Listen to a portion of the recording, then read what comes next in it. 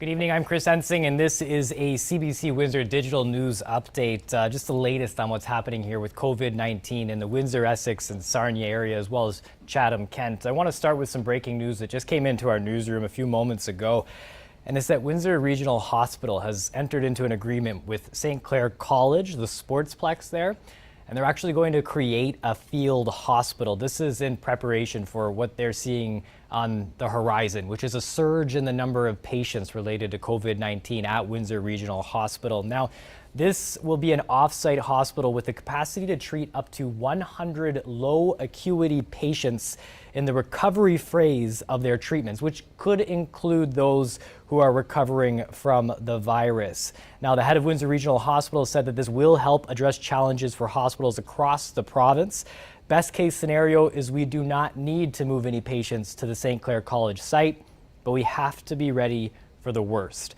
There's also an update here on the capacity at the two care campuses, approximately 250 beds as a result of low census, so people not needing to use these services. And then the pausing of scheduled services with the support of Hotel de Grace Healthcare in the region. Now, in addition to that, they've created 109 more beds across both campuses by turning some rooms into patient care rooms on each floor. Windsor Regional Hospital went from having 27 negative pressure rooms to 58 and 49 level 3 ICU beds to 83. All of this in a preparation to try and create space to treat those who have been tested positive with COVID-19. A quick update here on some of the numbers. 128 confirmed positive tests here in Windsor, Essex County. That coming from the Windsor Essex County Health Unit earlier this morning. We can say that many of the cases were from older test results that were delayed. That's according to the medical officer of health. He also said that people with mild symptoms will not be a priority for testing to not overburden the healthcare system. So he said that a positive test might be less important for those individuals because they'll be able to go home and self-isolate, where a positive test for others might actually change the way that their care is given at a hospital, for example. So though our number sits now at 128, which is nearly double what it was 80 hours ago, it's likely that there are more people out there who have COVID-19. They're just not being tested because of those mild symptoms where they might be able to recover in their own home. We also learned today that there is a third outbreak at a long-term care facility. That's Lifetimes on Riverside. Dr. Ahmed said that a staff member is tested positive and said that some residents are being investigated for the virus. Now that follows the announcement that Amica has an outbreak as well, which only requires one single positive test, as well as Country Village Homes, which is in Woodsley. Now, that's the vital information that we wanted to update you with now. But of course, as all this is going on, there's been a desire to help people, but also more of a need. And for that, we've actually brought in the United Way tonight. I'm just going to come on over here as we start our show. If you have any questions, please leave them in the Facebook comment section and we'll be sure to ask. I'm just going to pull you up here, Lorraine. I'm sorry about this. To start here, though, the United Way, you found yourself in a unique position to be able to help here. What's the latest update that you can give us? Well, we launched in partnership with Green Shield Canada and our Windsor Essex COVID Care Coalition, a helpline that people can call to access emergency food. So it's one call and you will be ensured that you are referred to the right service, whether you need Meals on Wheels or you have the ability to go pick up a food box at a drive-through food bank hub, or whether we mail you a grocery gift card. We're really proud that our community rallied together so quickly, and with the help of some of our private sector friends, we've been able to launch that helpline today. We've heard that, and we'll put the helpline in the comment section here, and we'll also make sure it's on our website so people know where to dial. Right now, if you're listening, it's 888-488-1578. What have you noticed as we hear about the pains some people are going through with the temporary layoffs that have been announced, with the job losses that have already hit here in Windsor, Essex, from your position with the United Way? Sure. People are afraid. There's a lot of fear out there, whether it's fear for their own health or their loved one's health. There's fear around their financial situation. We're hearing a lot from our senior population. They're afraid to go out. They're not ill now, but they're very fearful to actually go out to the grocery store. They're isolated. They don't necessarily have family to help them. They need groceries, but they don't know. They don't have the internet. So there's a lot of heightened anxiety because we just don't know how long is this going to last. What do I do to not only financially protect myself and my family, protect my health, but also how do I just survive all of this social distancing as well? It's so interesting to hear the contrasts of what's happening in our community. We hear of the people who are afraid, and we hear of the people who have put a pause on their lives, but we also know that there's people who want to help. When we look at what the United Way is doing, what is the best way someone from the public who might be going through the same thing, a layoff, but find themselves in a position where they're financially okay, they're not showing symptoms, and they might be able to assist, what can they do to help the United Way or people who have been turning to you? Well, there are two ways that people can help. The first way is they can go to a web page that has been set up for COVID-19 as financial assistance. So there's a web page, weareunited.com/COVID-19. All the dollars that are raised on that website are going to help support needs that have arisen out of this COVID-19 situation. The second way is if you're interested in volunteering. We've been working really closely with our partners, including the Windsor-Essex County Health Unit. They have developed a whole training and protocol around how do we effectively screen and protect volunteers who may be in a position to help us drive grocery gift cards or food boxes or other things to people who need them. And there's a Facebook page that has also been set up. It's Windsor-Essex COVID Care. And you can identify whether or not you're willing to volunteer. And we're just really collecting all of these names. We're just starting to ramp up the support back out to the community, and we have to obviously train folks to make sure that they stay safe, also ensure that we have access to some personal protective equipment. But those would be two ways in which you can help besides simply helping your neighbor. Reaching out to make sure that your neighbor has everything he or she needs. Obviously maintaining our social distancing requirements. We have heard in the past about how Windsor-Essex food banks and organizations that are looking to help each other have needed more support from the community or have seen an increased level of need or people asking for donations. Right now, where do things sit as far as what's available for people who need help? Well, when the COVID-19 impact started to be felt, just like all of us who were going to the grocery store and there were, very little food on shelves, that has definitely impacted the level of donations that food banks are receiving. And we also have a challenge that if we're donating food directly, how do we respect the social distancing requirements while we're packing food boxes? So there's some challenges there. That's why we would encourage people, if you can give, to try to give money versus food at this time. But what that really put the whole food bank system into a dire situation where literally about a week or so ago, we had about 2 weeks left of food on many of the food bank shelves. And we know that last year, 26,000 people accessed service, emergency food services through the Windsor-Essex Food Bank Association. And when we look at the impact of the number of people who are laid off from their jobs, and some of the research that was undertaken after the 2008 recession, 57% of the people who had never really accessed emergency food supports back then, of all the people laid off, 57% of the people had to. So when we look at those numbers, and if we apply kind of that formula in our community, we could see well over 40,000 people needing emergency food assistance. So we want to make sure that we're prepared to be able to meet that need. On top of all the other stress, we certainly don't want people to have to worry about whether they're going to have where their next meal is coming from. I just hearing so much about the numbers and about the changes that keep happening within this organization because of this pandemic. How are you holding up? How are you doing? Well, we have an amazing team here at United Way who have stepped right up to the plate. We have amazing partners in the community like Green Shield, like our Children's Aid Society, like South Essex Community Center, the Unemployed Help Center, the VON.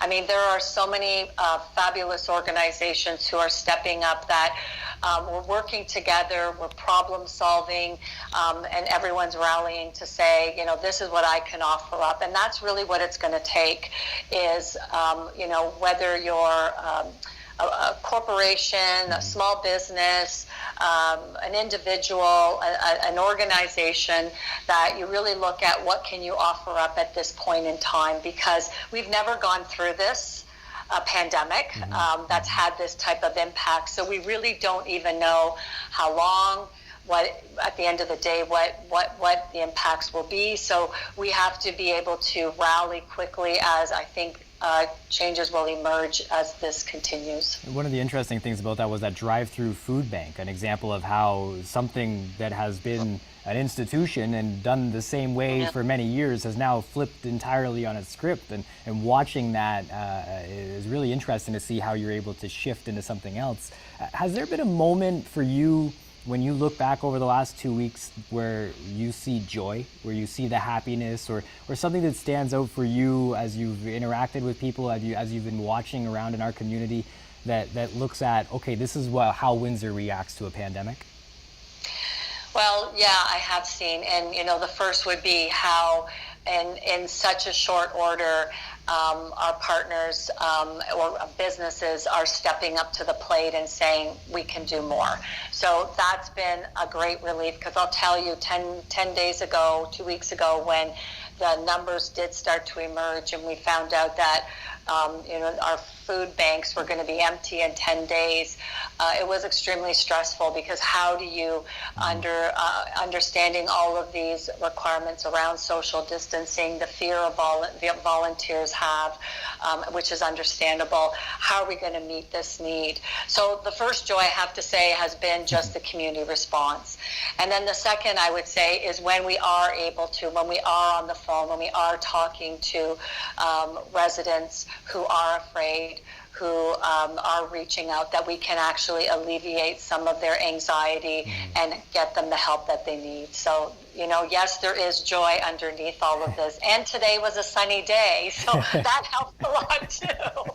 No, absolutely. I appreciate you taking the time to chat with us again. And again, I just want to reiterate for anybody who just tuned in or just started watching, United Way has started with partners, that food helpline. And once again, who are you hoping is able to connect through there?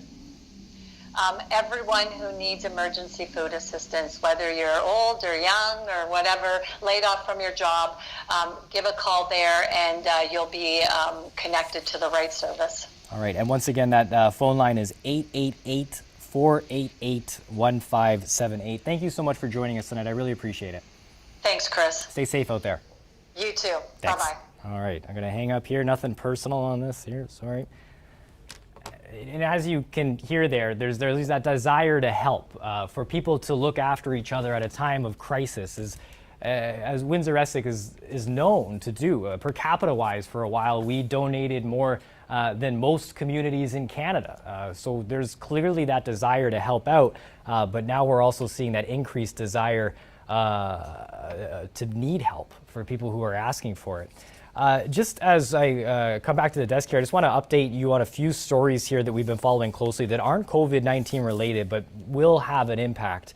The Essex Regional Conservation Authority has placed Pelee Island and the Essex region, including Windsor, under an indefinite flood watch. So they've started that yesterday, and it will continue until things start to get better. But the warnings are pretty strong about what's happening right now. According to IRCA, water levels in Lake Erie and Lake St. Clair will be 29 centimeters and 21 centimeters above their March 2019 monthly averages. So you remember last year we told you how the water levels were at record highs. It appears they're on track to once again break those records. That watch is in place for all of Essex County, including Windsor. And the Lower Thames Valley Conservation Authority also came out with a statement warning people along the Chatham-Kent region about what difficulties they may face, similar to this, that the water levels are high and the winds are pushing across. Now, with this as well, you'll remember that 30-meter ban that was put in place last year for boaters? It's put in place again. That's effective immediately, according to the fire chief here in Windsor. Now, another thing that happened was a council meeting where they discussed the amount of flooding or what could happen.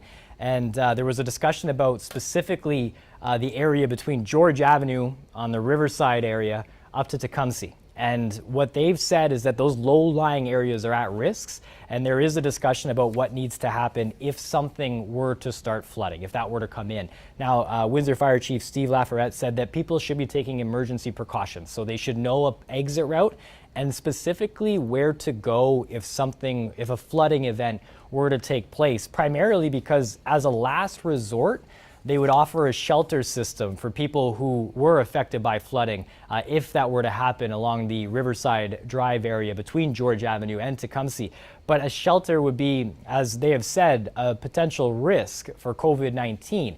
Putting people inside of a closed space like that, as you can imagine, is not something that officials are looking to do, trying to keep people as safe as possible. I just want to turn now to a story that we've been following closely. Dale Molnar was able to speak with a woman today.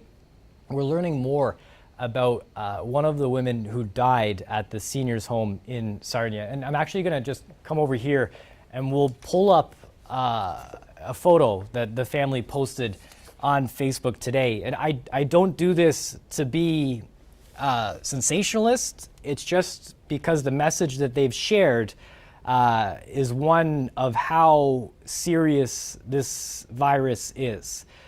So if you look here, this is the post that they made yesterday. And as you can see, just a beautiful photo there. That's Charlotte Jones. She's celebrating her 88th birthday. And that's Bev, her daughter, up to the right. Charlotte died this week because of COVID-19. And she was one of the seniors at Landmark Village in Sarnia, where they've had 4 people who have died. Some of the conversation that Bev had with Dale Molnar today really stands out. I'm just going to read you some of what she had said. This again is Charlotte's daughter speaking to us this afternoon. She says that Charlotte was just fine up until Thursday. And then Thursday just had a foggy throat and sounded kind of funny. And then she was okay. A little later, they did a test. And by the next morning, she didn't answer my first call because she was just confused and really tired. And she got my second call, which was just like 15 to 20 minutes later. And she was not very good at all. The nurses came up to check on her and they called the ambulance. She went to the hospital where she later died. 45 minutes before she died, according to her daughter, she had a report from the hospital that she was still stable, but things changed quickly and she passed away quickly, just like a boom, said Bev. 88, but pretty spry and had her wits about her. The difficult part about this, and speaking with Jenna Malosha, a nurse who works in Amherstburg, who lives in Amherstburg and works in Detroit, she's mentioned this as well, and now this family has to go through this. They can't give each other a big hug. They can't celebrate my mother together, says Bev. There can be nothing really when talking about a service. She says, we're going to go to the gravesite tomorrow, and just one brother and myself, because my sister's fighting lung cancer, and my other brothers are from out of town, and she just had his own struggle with, things, and just, it'll be my one brother and myself. They'll do a little service, and that will be it.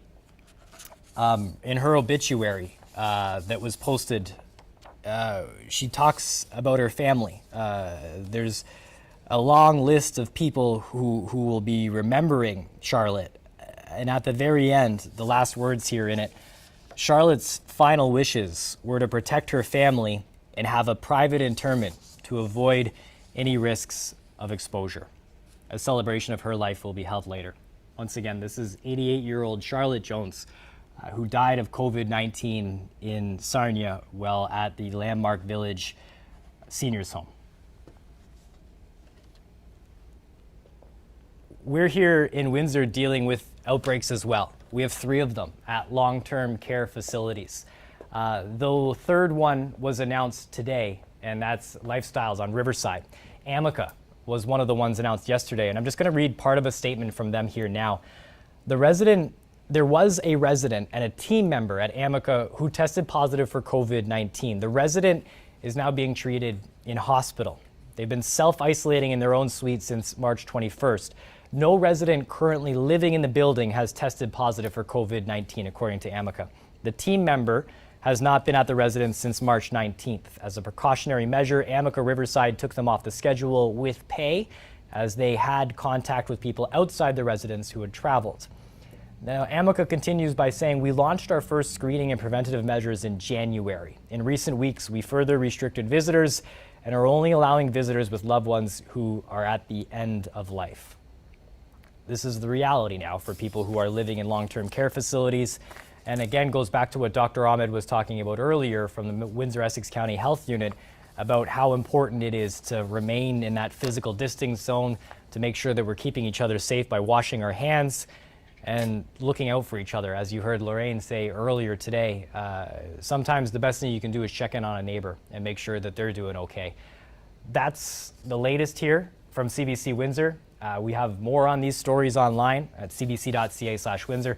We have stuff on our morning show as well. I spoke with Andrea Horvath. We'll play part of that interview. The NDP leader calling for more support from municipalities from the Ontario government. Some of that will be on tomorrow's Windsor morning show with Tony Doucette. He'll also have the mayor of Windsor on as well. That's been our digital news update for tonight. Thanks for watching.